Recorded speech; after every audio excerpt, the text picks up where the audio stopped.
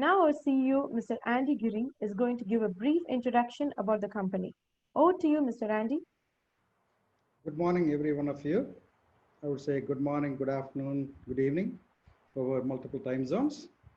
It's been about 12 years since I founded this Salesforce practice. We used to do a whole gamut of IT application development, and we pivoted towards Salesforce very fortunately and very timely in the year 2008. We deal with the entire gamut of the Salesforce ecosystem, particularly Sales Cloud, Service Cloud is where we started. This year, we have specifically pivoted into the Consumer Goods Cloud and the Health Cloud. We also have delved into work.com, which is our latest venture. The last 2 months, we've been working hard with our clients. We were featured in last year's Dreamforce among the top 20 PDO partners globally. PDO partners, next slide, please. PDO partners are those that help ISVs build products for the App Exchange, and we have built 33 of them for the App Exchange. Okay. Adobe is one of our major clients, a product client of ours.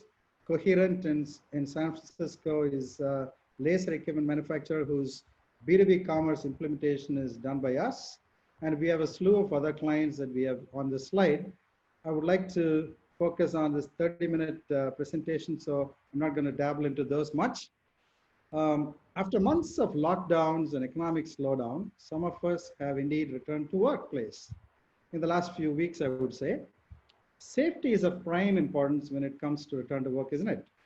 We have used Salesforce's work.com technology to send surveys to all our employees, inquiring about their wellness, consent to come back to work, willingness to come back to work. We have leveraged the work.com shift scheduling tool to schedule shifts in a staggered way. We scheduled visits in such a way that they were not crowding in the elevator. We ensured their seats and desks were sanitized prior to their seating. Was it all sufficient? Not at all. There's more to do, right? And the most important aspect of having this virus not spread around and reduce the spread is to have what we call contact tracing. We have to track who all they met within the office, be it fellow coworkers or visiting customers or vendors or partners. And that is the topic of today's discussion, contact tracing. Dr. Alexander Peter, our data scientist and COVID-19 technology specialist, is going to present the all-important topic of contact tracing in just a few seconds. Welcome, Dr. Peter. Thank you, Mr. Andy. Great.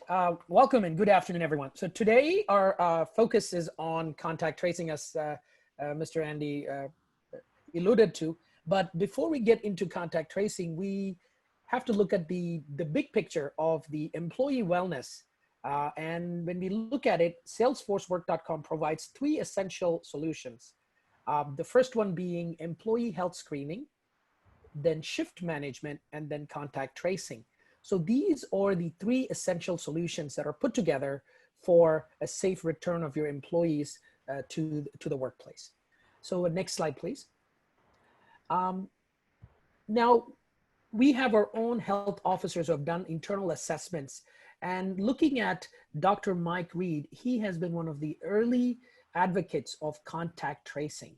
So he's considered one of the inventors of contact tracing. So what is contact tracing from his perspective is he believes that if you can't track how many coworkers and employees and partners that you come in contact with, it's going to be hard to prevent and to manage this COVID-19 virus infection from a medical perspective. And so when we look at contact tracing, we're looking mostly at case management. So let's go ahead and take a look at the next slide, please. This is the guideline from CDC that most organizations have to follow if they are going to implement a safe reopening to workplace initiative. So when you look at this workflow, it's more of like a hospital triage. You have patients with COVID-19 interviewed, patients identified, the number of contacts, contact triage for assignment.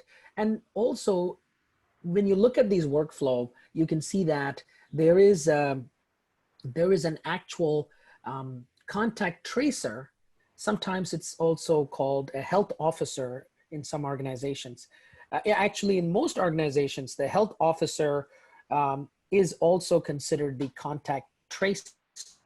So it's the job of the health officer to go around and talk to potential employees who have been identified as having exposed to COVID-19, talking to them on a regular basis and updating a system.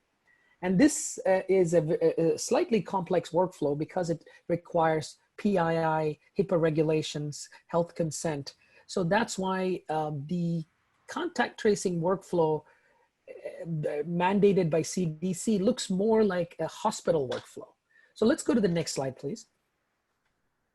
So to simplify, the way CDC has separated out the tasks is they have a case management section and a proximity tracing exposure notification section. So they've kind of split out the two.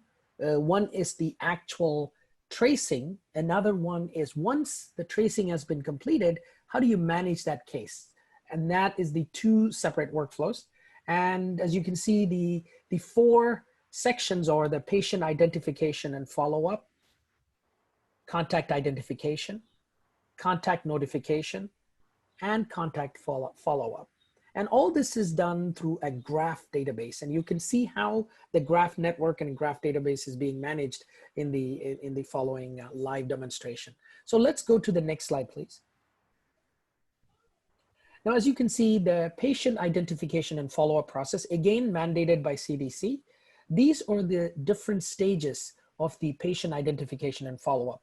There's a triage, there is a case assigned, the patient is interviewed, and then there is a patient isolation method, a constant patient follow-up checklist, a referral for support services, and also a referral to medical providers and a return to work certificate before the employee can come back to work safely. So this whole process requires tools to support it. And that's what work.com and the contact tracing module provides, is a framework with all these components organized. And next slide, please. And as you can see, the contact identification, and this is where a survey is sent. And if a particular employee fails the survey, then a contact identification follow-up is initiated by the health officer. And then that's where the identification of all the touch points for that employee is generated. And you're going to see that in a live demonstration later on in this webinar. And then the third stage is the contact notification. Now, this is where all the other employees that you have been associated with get a notification through phone call, through email, through SMS, or through direct interface to the Salesforce work.com command center portal.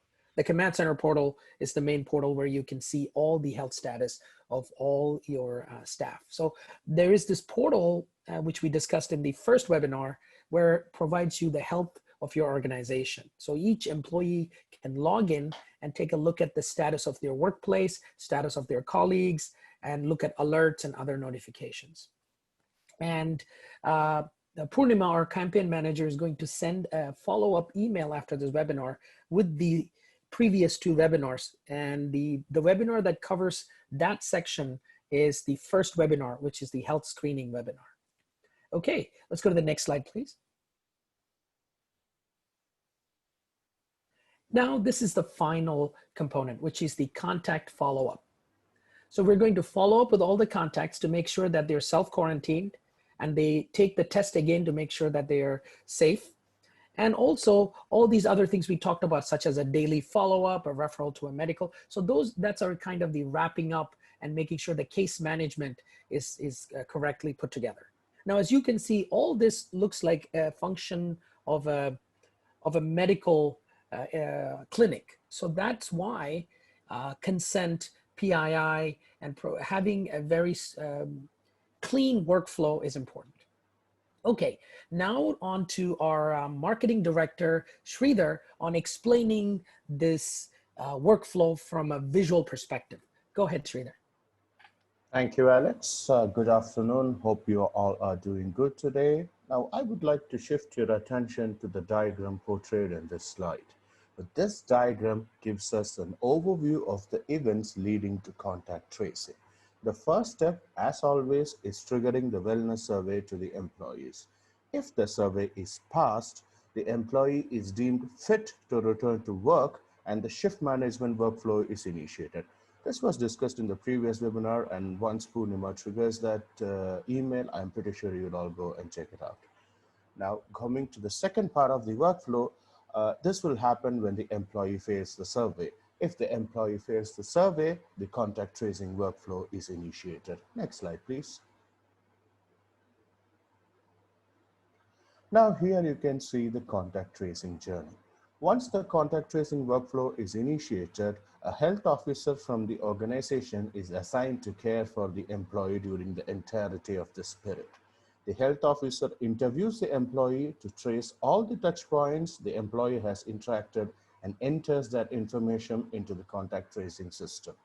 After the system captures the information, an automated workflow is created which assigns individual cases for each of these touch points along with a visual representation of the contact tracing graph. I hope you all got a fair bit of an idea about the contact tracing journey. Now I would like to call upon our sales engineer Kanmani, who is going to take you all through a live demo. Thank you, Sridhar.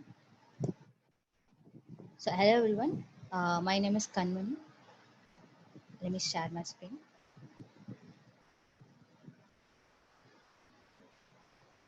Yeah. Today I'll walk through a live demo. So let us start with Command Center. Right now, my persona is an operation manager or maybe the member of the crisis management team in the company. Here I can see the status of different workplace location and wellness status.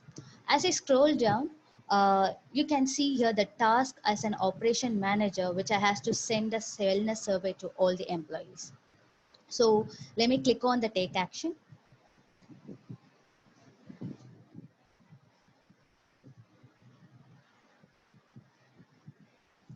So I can see a set of tasks for an operation manager, which here I can go into a drill down to a specific location. And when I'm send a survey, so here you can see I have a flexibility to send a survey to all the employees at this location.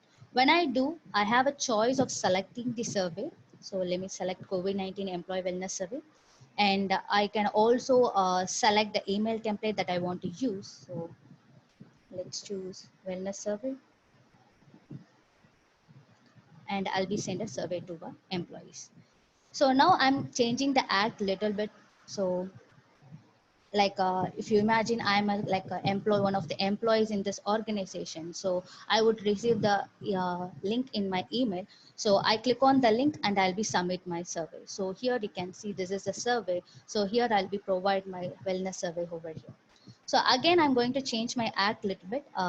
Imagine that I am the contact tracer. As a contact tracer, I would have to follow the task queues. So here you can see once the Thomas Mick is the employee submit the wellness survey, the corresponding contact tracer received all the tracing cues over here.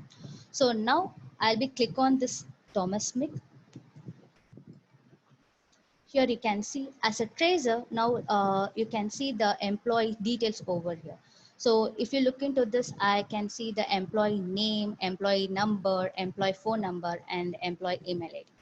I would click on the new employee evaluation button. Here I'm going to get a manual tracing about my employee. So I would essentially get a Thomas on the phone and take us to an interview process. So the first thing I will ask the Thomas, have you been tested? He say yes. So what was your test result? He says positive. And next.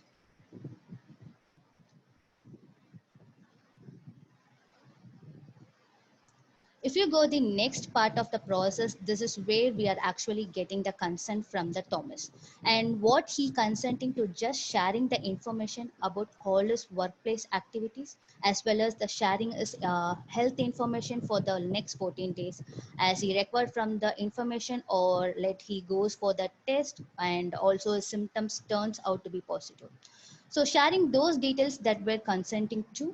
So I click on the consent form. I can read loud to Thomas and get us verbal confirmation. Then I accept on his behalf. So you can see here the consent is specifically recorded with the date and the timestamp. With that information, I click next. Now I can catalog a different encounter for Thomas. So I can enter the meeting that internal marketing meeting that Thomas had been participated. So start date, and it was 2 hours meeting that took place at Soft Square, 20 minutes. Location is a Soft Square. So Soft Square is nothing but a building. Here I would enter the internal meeting persons who had participated with Thomas. So let's say teacher,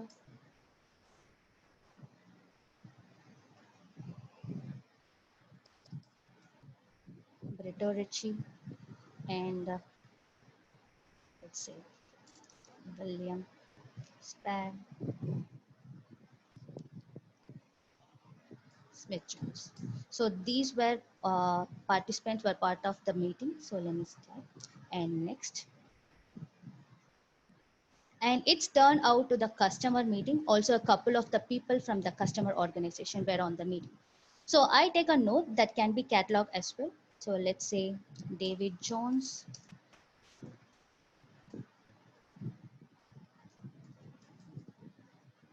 From Infotech, Info Process Company. And I'll be doing next.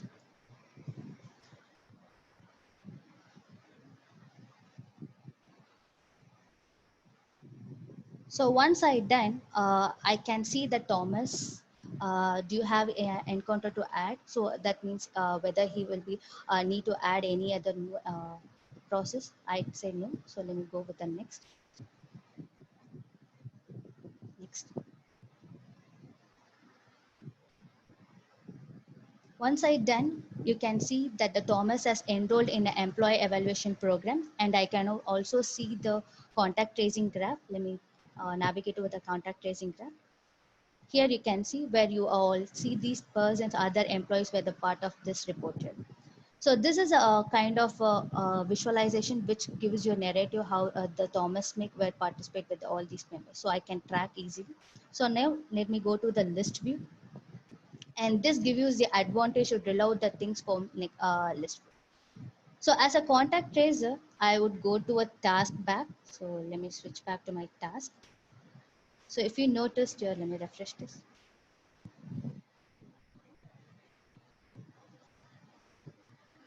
I can also see the follow-up task have been created for the other employees. So again, I'll be started contacting with these employees for their taking the manual survey. So this is how the process goes on. So after now times goes up, Thomas will get a survey every day, which called daily monitoring survey as part of this. Once he respond, he felt better, as employee record that the wellness status has been shown to a available one. So this is how the process still goes to a loop. So, all right, I have done with my demo. Hopefully, all of you understand the end-to-end process. Over to you, Purnima. Thank you. Well, thank you, Kanmani. And so great. So what we did in this webinar is we looked at how contact tracing for employees help your organization manually trace health-related interactions in a safe and private manner. We saw how a visual map can be used to understand the connections between people, place, and events. And then finally, we looked at how you can notify exposed employees and monitor their wellness to provide support and minimize the disease spread. So that was kind of the three major steps that we looked at in this contact tracing. Now, when you looked at all this workflow, you noticed that this is a very manual process. It's a manual process to track your employees across meetings, events, offices, to identify the potential point of interaction. The health officer, who we also call the contact tracer, has a very important role of constantly talking to the employees and filling out the forms. And there is this whole interaction that is very manual in its approach. Now, we cannot totally automate this end to end, but at least from a contact tracing perspective, if two employees are within a close proximity, is there a way that we can track that automatically? And that is part of one of CDC's guidelines. Is there a way that we can automate social distancing and contact tracing? So that is where we at SoftSquare have come up with a module called contact tracking.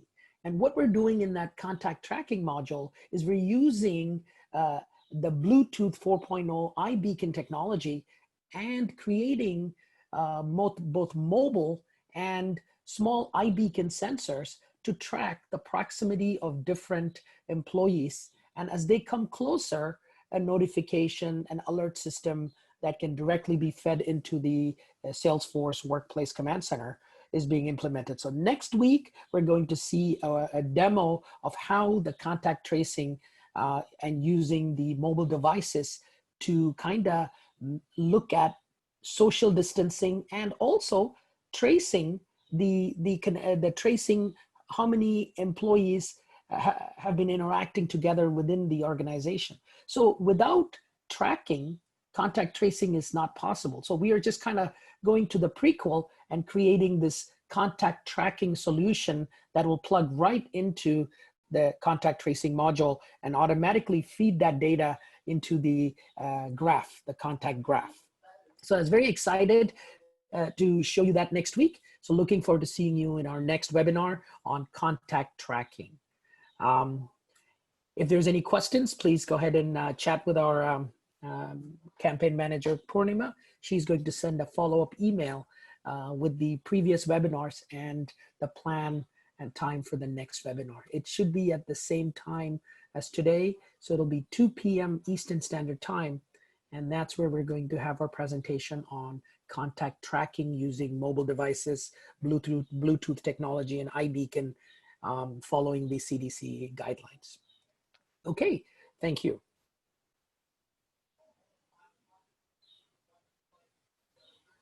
Okay, so I don't see any questions coming through. I'll wait for a few more minutes and let's see.